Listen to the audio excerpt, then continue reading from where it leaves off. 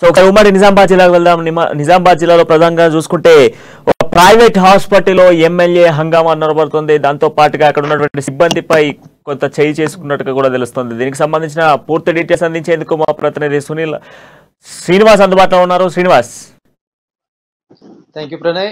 ఈ రోజు చూసుకున్నట్లయితే నిజామాబాద్ జిల్లాలో ముఖ్యంగా ప్రైవేట్ ఆసుపత్రి పైన అయితే ఒక ఎమ్మెల్యే వీరంగం సృష్టించిన అయితే ఏదైతే సంఘటన ఉందో సంఘటన కూడా జిల్లా వ్యాప్తంగా కొద్దిగా హల్చలైన పరిస్థితి కనిపిస్తా ఉంది. గత 2 రోజుల క్రితం చూసుకున్నట్లయితే ఒక ప్రైవేట్ నిజామాబాద్ నగరంలోని ఒక ప్రైవేట్ ఆసుపత్రిలో అయితే కామారెడ్డి జిల్లా గాంధారి సంబంధించిన మండలంలోని ఒక సీతాయపల్లి విలేజ్ కి చెందినటువంటి జ్యోతి అనే అమ్మాయి అయితే గత 6 రోజులుగా ఒక ప్రైవేట్ ఆసుపత్రిలో చికిత్స పొందుతున్న పరిస్థితి ఉంది. ఆ చికిత్స పొందుతున్న నేపథ్యంలో కూడా మొత్తానికి దానికి సంబంధించినటువంటి ఆ కుటుంబీకులు అంతా కూడా చాలా రోజులైంది ఇక్కడ హాస్పిటల్లో అయితే మన పరిస్థితి రోజు రోజుకు విషమంగా మారుతుంది. దీనిపైన మీరు ఎన్ని రోజులంటూ ఇట్లా హాస్పిటల్లో ఉంచుకుంటారని చెప్పేసి కూడా డాక్టర్లని కుటుంబ సభ్యులు అడిగిన పరిస్థితి కనిపిస్తుంది. ఈ నేపథ్యంలోనే వాళ్ళు కొద్దిగా సమాధానంలో దురుసుగా చెప్పినప్పటికీ వీళ్ళు ఇది తట్టుకోలేక స్థానికంగా ఉన్నటువంటి ఏదైతే ఎల్లారెడ్డి నియోజకవర్గ ఎమ్మెల్యే అయినటువంటి జాజుల సురేందర్ కి ఫోన్ చేస్తున్న నేపథ్యంలో కూడా ఆయన హుటాహుటిన అయితే ఆసుపత్రికి వచ్చిన నేపథ్యం కనిపిస్తుంది. ఎందుకంటే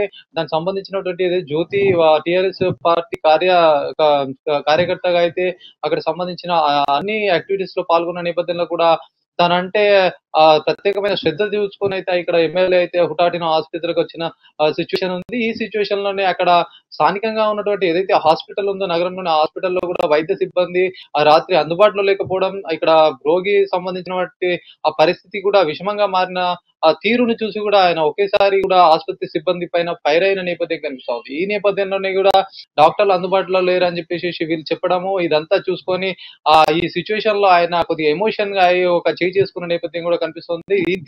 ఈ చేయి చేసుకున్నటువంటి సంబంధించినటువంటి వీడియో అయితే సంబంధించినటువంటి గ్రూపుల్లో కూడా సోషల్ మీడియాలో హల్చల్ అయినట్టు కూడా తెలుస్తా ఉంది. దీనికి సంబంధించి కూడా చాలా రోజుల నుంచి అయితే ఆమె బాధపడతా ఉంది. ఇట్లాంటి సిచ్యువేషన్ లో అయితే దానికి సంబంధించిన డాక్టర్స్ అడిగితే వీళ్ళు నిర్లక్ష్య సమాధానం, ఇక్కడ అరకొక వసతులు ఉన్నాయి అని చెప్పేసి ఈ స్థానికంగా ఉన్నటువంటి ఎమ్మెల్యే కూడా ఈ వాతావరణం అంతా చూసి కోపద్రోకిలై కొన్ని స్థానికంగా ఉన్నటువంటి కొద్ది సిచ్యువేషన్ ఎమోషన్ అవి కూడా కొట్టిన పరిస్థితి చేంజ్ చేసుకున్న పరిస్థితి.